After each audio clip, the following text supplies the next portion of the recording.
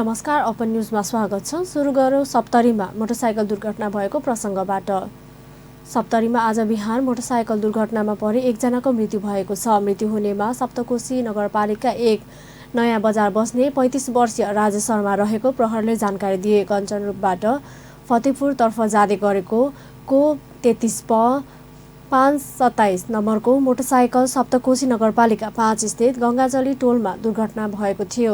दुर्घटनामा परि चालक सप्तरीको कञ्चनरूप नगरपालिका 11 ठेलिया बस्ने अन्दाजी 26 वर्षीय दिपेश कुमार गेजेवार घाइते भएका छन्। मोटरसाइकललाई प्रहरले नियन्त्रणमा लिएको छ। चितवनको खैरहनीमा बसको ठक्करबाट एकजनाको मृत्यु भएको छ। खैरहनी नगरपालिका 8 पर्सा बजारमा गए राति नारायणगढबाट भण्डारतर्फ जाँदै गरेको ना 6 ख 1741 नम्बरको बसले विपरीत दिशाबाट आउँदै गरेको ना 55 प 2131 नम्बरको मोटरसाइकललाई ठक्कर दिएको हो। ठक्करबाट गम्भीर घाइते भएका मोटरसाइकल चालक खैरहनी 1 बस्ने 30 वर्षीय अनिल अधिकारीको उपचारका क्रममा मृत्यु भएको प्रहरले जनाएको छ। ठक्कर दिने बस र बसका चालकलाई प्रहरले नियन्त्रणमा लिएको छ।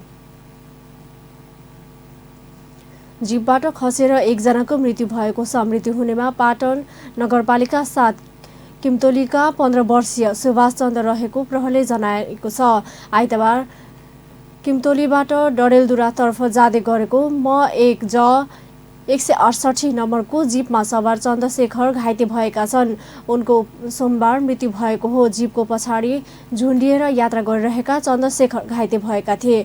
गम्भीर घाइते चन्द्रको उपचारको क्रममा मृत्यु भएको हो।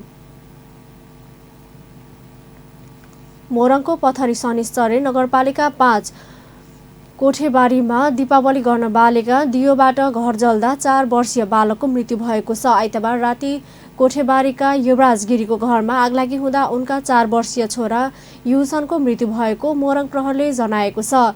घरमा सुतिरहेका युसनको आगोमा जलेर मृत्यु भएको हो। आगोमा जलेर टिनको छानो भएको एक तले घर पनि पूर्ण रूपमा नष्ट भएको छ। घरभित्र रहेको नगद 95,000, 3 तोला सुनका गहना, 3 तोला चाँदीका गहना, लत्ता कपडा पनि नष्ट भएको प्रहरले जनाएको छ। आगो करिब 1 घण्टामा नियन्त्रणमा लिएको थियो। विश्रामपछि समाचारमा स्वागत छ। अब बाँकी प्रसङ्ग।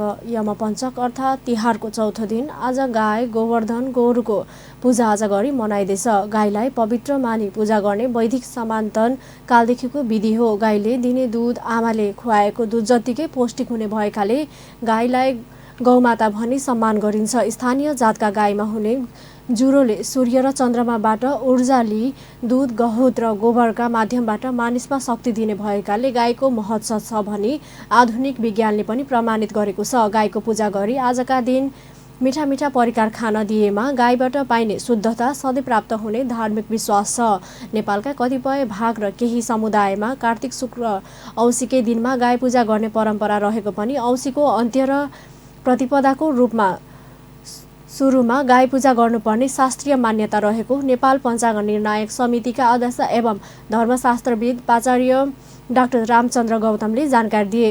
आज गाई पूजा गरी साउन शुक्ल पूर्णिमाका दिन दाहिने हातमा बाँधिएको रक्षाबन्धन गाईको पुच्छरमा बाँधिदिएमा मृत्यु पश्चात गाईले स्वर्ग जानका लागि बैतरणी नदी तारिदिने धार्मिक विश्वास छ। आज आँगनमा लिपोत गरी गाईको गोबरको पर्वत बनाई त्यसलाई गोवर्धन पर्वत मानी पूजा गर्ने गरिन्छ। द्वापर युगमा भगवान श्रीकृष्णले हत्केलाले गोवर्धन पर्वत उचाली गोकुलवासीलाई मुसलधारे वर्षाबाट बचाएको सम्झनामा गोवर्धन पर्वतको आज पूजा गर्ने प्रचलन बसेको हो। वर्षभरि जोतिएर मानव हितका लागि सेवा गर्ने गोरुलाई पनि आज पूजाआजा गरी मिठा मिठा खानेकुरा खाने दिने प्रचलन छ। यसै गरी कृष्णक एवं हलीलाई पनि आज पूजा गर्ने गरिन्छ। दीपावली तथा फलफुलहरूको पर्व मानिने तिहारमा यस वर्ष धनुषा जनकपुर धाममा 55 लाख मूल्य बराबर फूल आयात गरिएको छ। गत वर्षै अनुपातमा यस वर्ष पनि फूल आयात गरिएको हो। धनुषाको प्रमुख धार्मिक तथा ऐतिहासिक नगरी जनकपुर धाममा गत वर्ष 50 लाख बराबरको फूल आयात गरिएको थियो। गत वर्षको तुलनामा यस वर्ष त्यसको 5% बढी फूल आयात गरिएको रामजानकी मालिकुटीका अध्यक्ष सुरेन्द्र भण्डारीले बताए। उनका अनुसार गत वर्ष 50 लाख बराबरको फूल आयात गरिएकोमा यस वर्ष फूलको माग बढेकोले 55 लाख मूल्य बराबरको फूल आयात गरिएको भण्डारीले जनाए। पुष्प व्यवसायीहरूका अनुसार यस वर्ष तिहारलाई लक्षित गरेर काग तिहार, कुकुर तिहार र लक्ष्मी पूजाको 2 दिनको अवधिमा मात्र 25 लाख मूल्य बराबरको फूल बिक्री हुने अनुमान गरिएको भण्डारीले बताए। फूल छिमेकी मुलुक भारतको कलकत्ता, पटना, सिलिगुडीबाट आउने गरेको छ। यता भाइटिकाका नहुने सयपत्री फूलको मालाको बिक्रीमा व्यापारीहरूले मनपरे मूल्य लिने गरेका छन्। मौकाको फाइदा छोप्दै व्यवसायीहरूले लागतभन्दा दोब्बर बढी मूल्यमा माला बिक्री गरिरहेका छन्।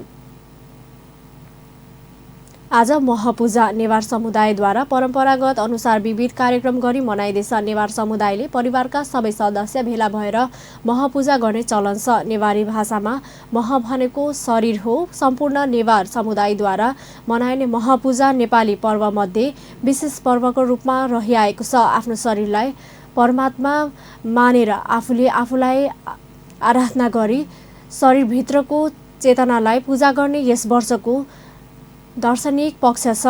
समग्र देवता, ऊर्जा शक्ति, विश्व ब्रह्माण्ड मानव शरीरभित्र रहेको विश्वास गर्दै परमेश्वरको वास हुने मान्यता राखी आफूलाई चिनेर बुझेर आफ्नो उद्धार गर्न आफै अघि सर्नुपर्ने परम्पराको रूपमा यो पर्व विकास भएको पाइन्छ।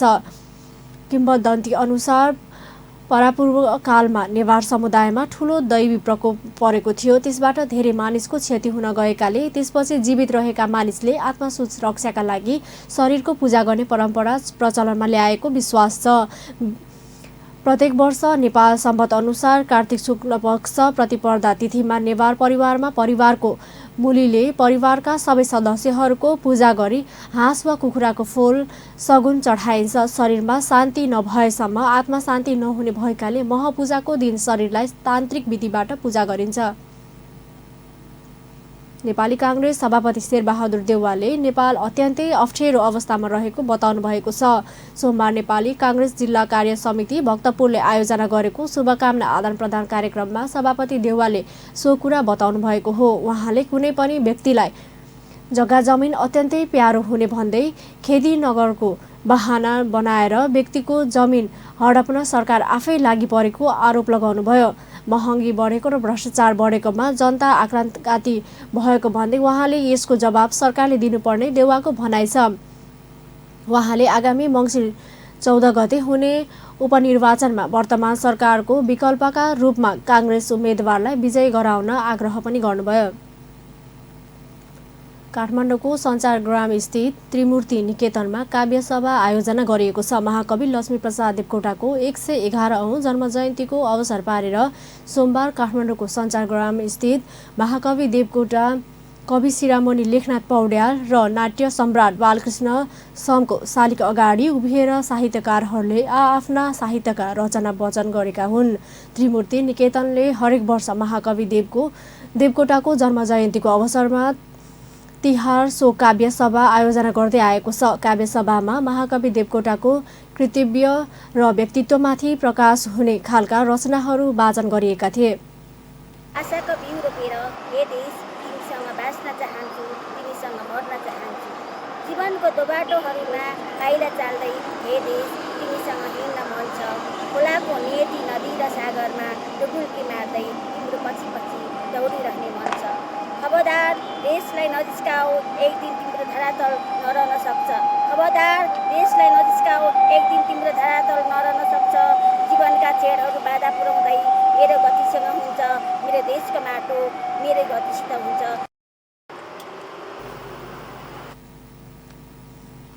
साहित्यकारहरूले नेपाली साहित्य आकाशका 3 नक्षत्र महाकवि देवकोटा, कवि शिरोमणि लेखनाथ पौड्याल र नाट्य सम्राट समको स्मृतिमा 3 जनाको शालिग 2061 साल 11 गते स्थापना गरेका थिए।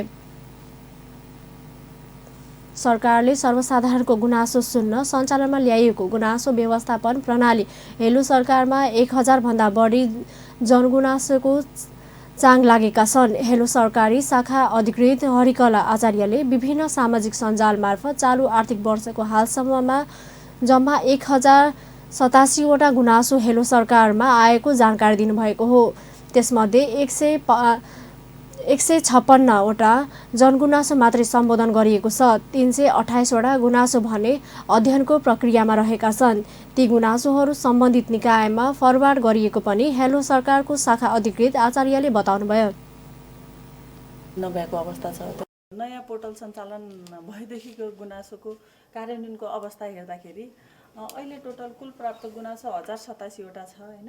त्यसमा फरछोट भएको 156वटा, समाधान भएको 186वटा, प्रशोधन हुँदै अनुसन्धान गरिँदै भनेर 328वटा, हेरिएका 160वटा र नहेरिएको भनेर 257वटा छ। यसको मतलब के हो भने कुल प्राप्त गुनासो 1087वटा छ भने त्यसको पूर्ण कार्यान्वयन चाहिँ 156वटा भएको छ र अनि समाधान भएको छ भन्नेमा जुन समस्या लिएर हामीलाई गुनासो आएको थियो त्यो समाधान चाहिँ 186वटा भएर अनुसन्धान हुँदै प्रशोधन हुँदै भनेको अघि मैले प्रक्रियागत कुरामा पनि हेलो सरकारमा धेरैजसो यातायात क्षेत्रको व्यतिथिबारे गुनासो आउने गरेको छ। त्यसै गरी विकास निर्माण र सार्वजनिक सेवा प्रवाहमा देखिएका समस्याबारे पनि गुनासो आउने गरेको हेलो सरकारले जनाएको छ। शाखा अधिकृत आचार्यका अनुसार सार्वजनिक सेवा प्रवाहमा जनताले हैरानी बेहोर्नु परेको गुनासो पनि धेरै आउने गरेका छन्।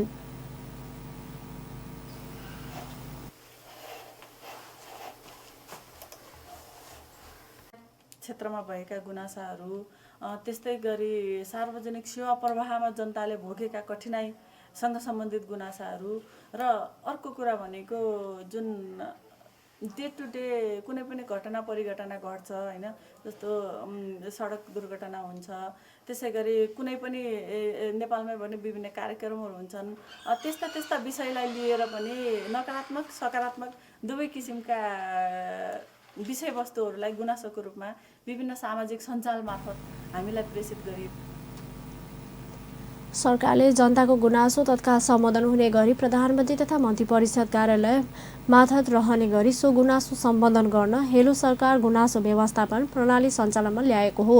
यस प्रणालीले जनताको गुनासोलाई अभिलेखीकरण गरी सम्बन्धित निकायमा समस्या समाधानका लागि फरवार्ड गरिदिने काम गर्दछ।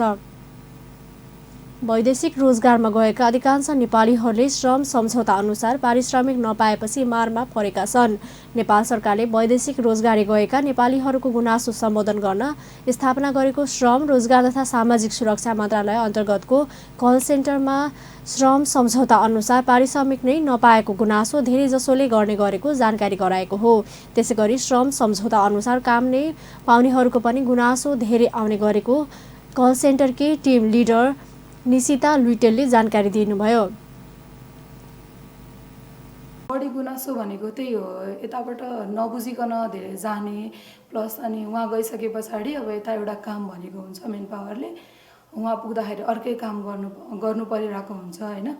त्यो उहाँहरूलाई गाह्रो भएको हुन्छ अनि फर्किन अब त्यो अरू छुट्टै काम पाएको भएर फर्किन खोज्दाखेरि उहाँहरूलाई उताबाट कम्पनीबाट फर्किन दिइरहेको हुँदैन, त्यो एउटा समस्या छ।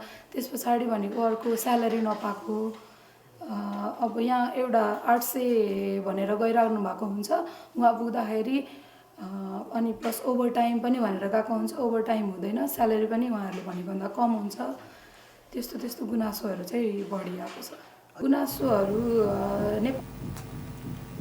कल सेन्टरमा आएका गुनासोलाई सम्बन्धित निकायमा फरवार्ड गरी समाधानका लागि पहल गरिन्छ। सम्बन्धित निकायले वैदेशिक रोजगारीमा देखिएको समस्या समाधानका लागि सुझाव दिएपछि पीडित व्यक्तिलाई त्यसबारे आवश्यक सूचना दिने व्यवस्था समेत गरिएको कल सेन्टरले जनाएको छ। नेपाल सरकारले म्यान पावर कम्पनी मार्फत नै वैदेशिक रोजगारीमा जानेहरू ठगिएको पाइएपछि उनीहरूको समस्या तत्काल समाधान गर्न गुनासो सुनवाईका लागि कल सेन्टरको स्थापना गरेको हो।